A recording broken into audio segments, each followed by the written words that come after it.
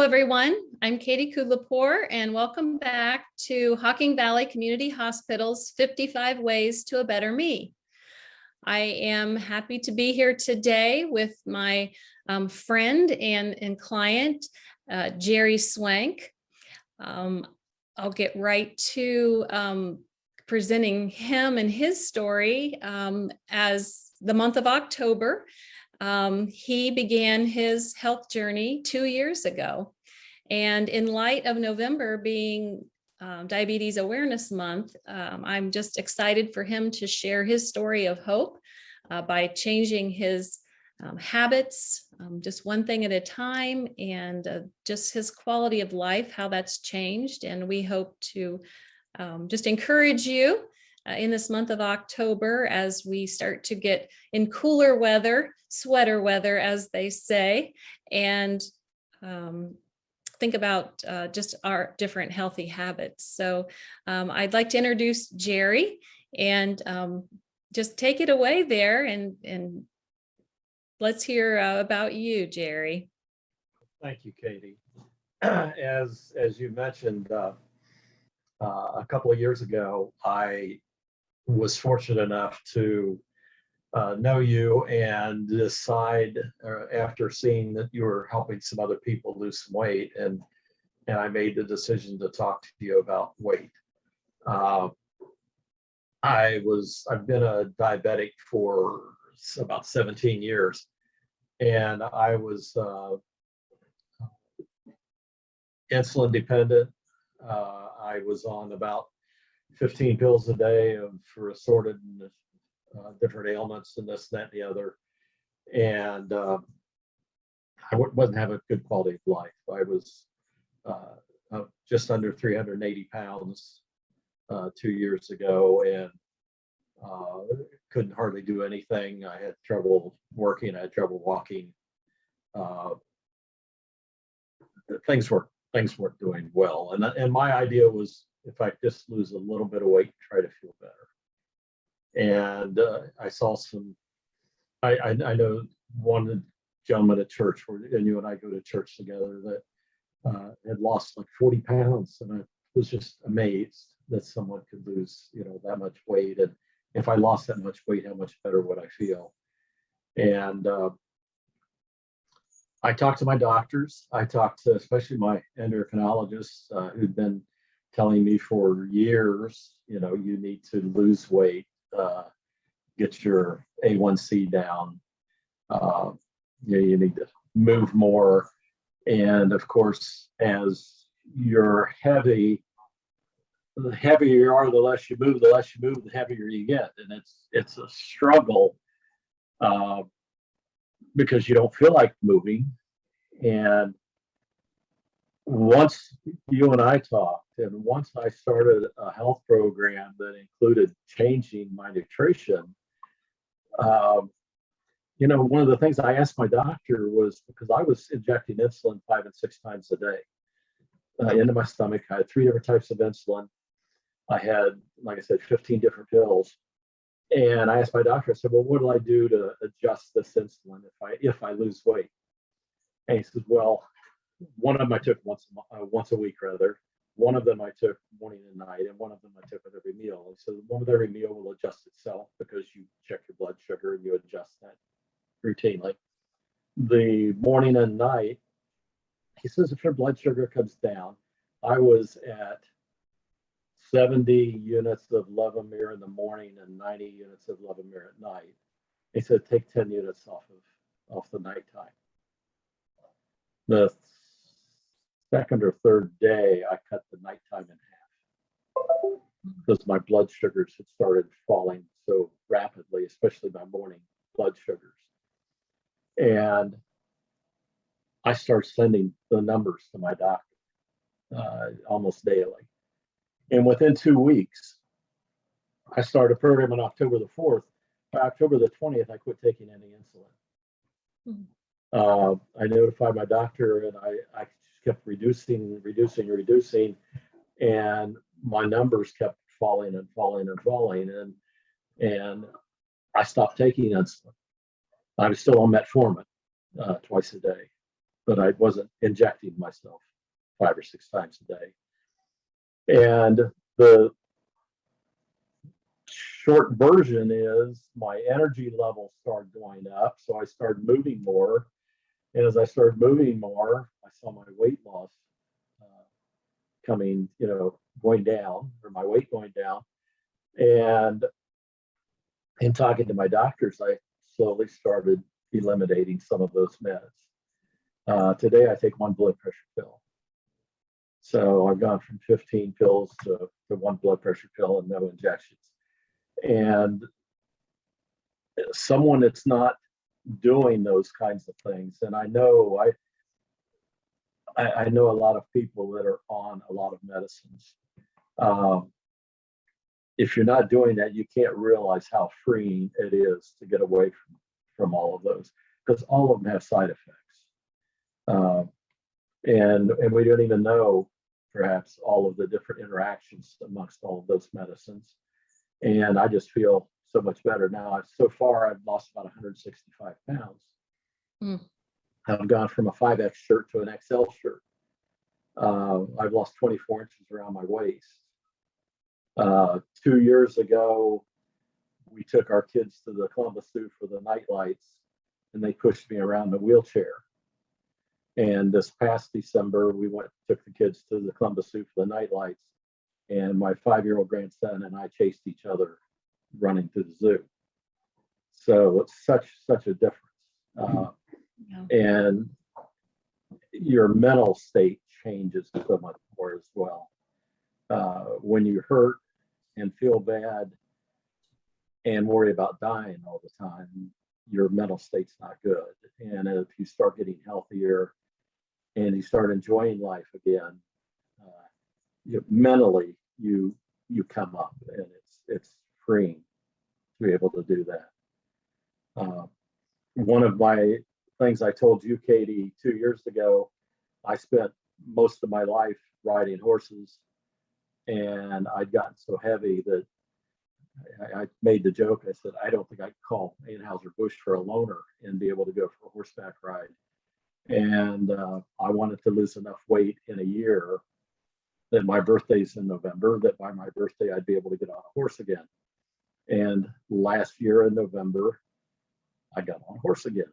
My wife and I went riding, and it was just so amazing, because it had been like 15 years since I've been on a horse, after spending most of my life riding horses, if not daily, at least all the time. And then since then, we've got rid of our horses, I've got friends with horses, and since then I've been out a couple other times as well and gone riding. So it's such a blessing. And I saw you working with people as I got healthier. I actually became a certified health coach, and I've been helping people and talking to people about weight as well, and health, because it's one follows the other.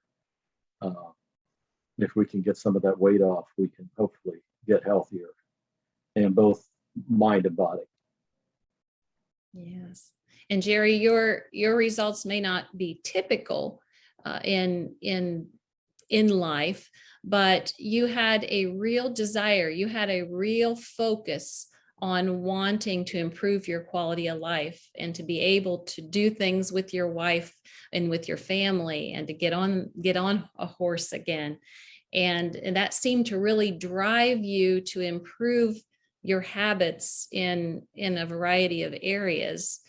And so what advice would you give to someone who might be feeling like they don't really have any hope in the way of improving their habits of reducing weight, improving their nutrition, and improving their sleep quality and their surroundings, as we've talked about on this program over the last year of improving healthy habits?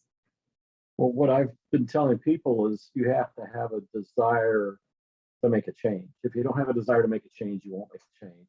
You can't keep doing the same thing you're doing and have different results. We've heard that our whole life. If you do the same thing all the time, you cannot expect different results. So you've got to make some changes. And if you start changing your habits just a little bit at a time, it doesn't require that you completely change your whole life. You make little small changes in your habits and let them grow and learn to live with them. And as you start feeling better, you're encouraged to make other changes and do things better. I tell people that, there is hope. Number one, I had talked to a friend of mine that's a mortician, and I expressed to him one day that I don't know 6 people that'll be able to carry me. And he said, that's okay, I've got a forklift. Now he meant it in light, but when you're almost 380 pounds and you think that if you die tomorrow, they're going to have to use a forklift to move your body, it kind of gets you. And I didn't want to be moved with a forklift. And I didn't want to keep going down the path I was on. About 20 years ago, I got hurt and I got in a serious accident. And I had never been healthy or cognizant of my health so much, but I was active. I had a farm, I did a lot, and I got where I couldn't hardly walk for 2 years, and I just ballooned up in weight. And like I said, as I got heavier, I was able to do less. As I was able to do less, I got heavier. And it was wearing on me. It was wearing on my body. It was wearing on my mind. I've had both of my knees now replaced. One of them, because of the accident, started a downhill slide on my health. And both my Achilles tendons I've torn a ligament in my arm. Or a tendon rather in my arm. There's been a lot of health issues, but by getting healthier, able to overcome all those health issues and able to get out and start doing things again. And the energy level today is just out the roof. I've got so many different projects I've accomplished in the last year and a half, and so many other projects going on. And I've got 3 grandsons now, a new one that's a year and a half, and being able to have a vision of seeing these kids grow up has just been great. I've got 5 kids with 3 stepkids and 2 boys that I raised, and now the grandkids are starting to come along, and it's just such a blessing to be able to do things with them. Yes, I know we've talked on this program, especially that there are a variety of ways to reduce weight, but that sustainable weight loss is often more successful with support and identifying, that might be a spouse or a significant other that really walks beside you. I think in our journey, it's been having a health coach that to motivate and guide. And in this particular program that you and I work with, it is a physician-led program.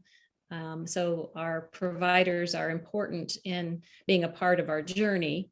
But the focus on improving the different habits in your life, getting your weight down, improving your nutrition, and you eat about 5 or 6 times a day, right? Smaller amounts.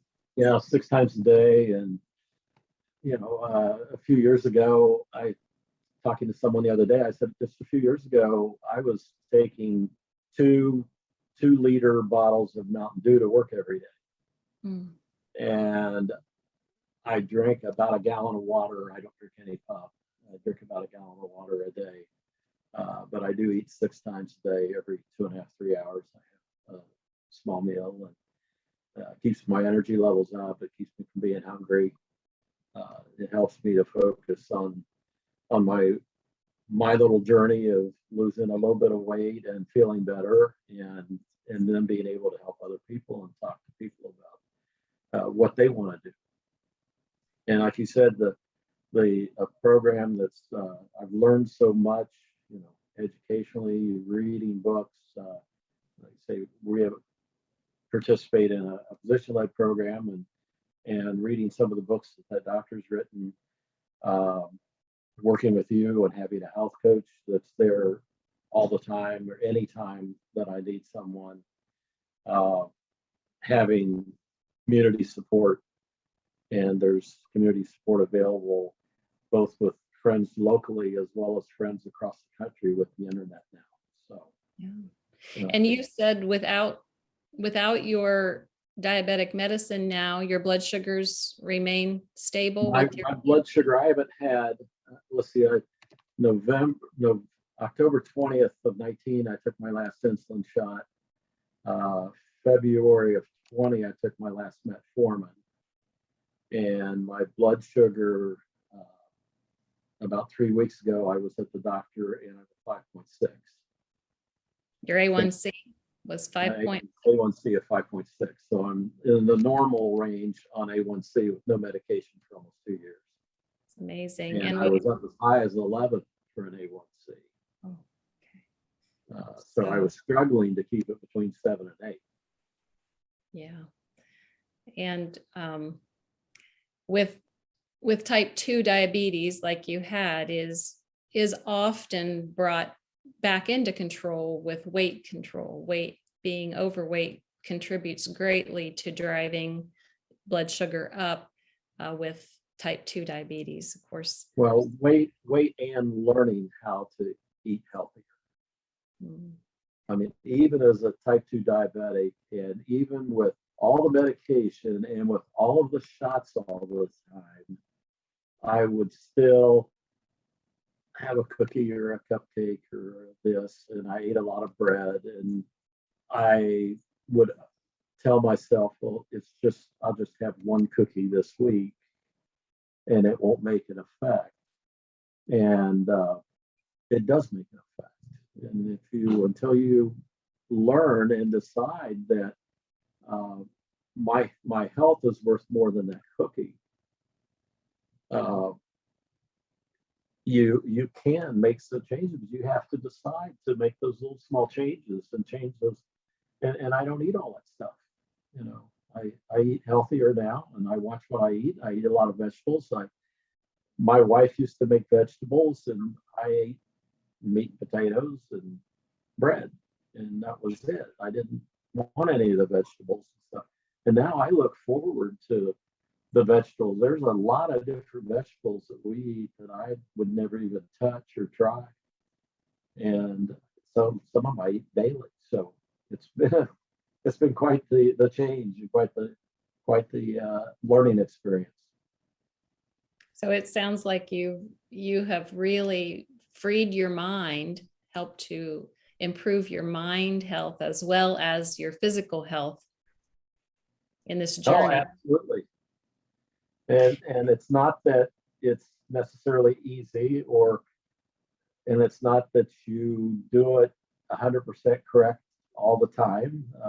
You don't, and it's not, but you can consciously make changes, and you can fail, and you can come back, make changes again. You can correct yourself. We fall over and above the line and below the line, and just looking at knowing what to do, if you screw something up, that you can go back, get back on the health journey, and start getting healthier. As we were starting today, you were sharing with me all that you were into yesterday on this in this fall weather. So I was just thinking, reflecting on the quality of your life 2 years ago and now. Would you mind sharing some of the things you were doing on your property yesterday? Well, yes, yesterday I worked here. I've got a leather shop, so I worked in the leather shop for a while. And yesterday afternoon, I decided, well, it was nice out. I wanted to go outside, so I went out and split 2 loads of firewood and hauled it to the barn and stacked it all in the barn. So we've got a side-by-side that I filled it up twice and moved it to the barn, stacked wood in the barn. And probably sometime today I'll do some more. Yeah. I've got wood that needs to be brought in and I've got energy to do it. Well, thank you, Jerry. I so appreciate you sharing. It's encouraging and very hope-filled advice that you give. Again, you know, your results may not be typical, but your mindset on wanting to make change, wanting to have reasons to improve your health and the quality of your life. I so appreciate you sharing. And again, with next month, an awareness on diabetes, we hope to carry that into next month.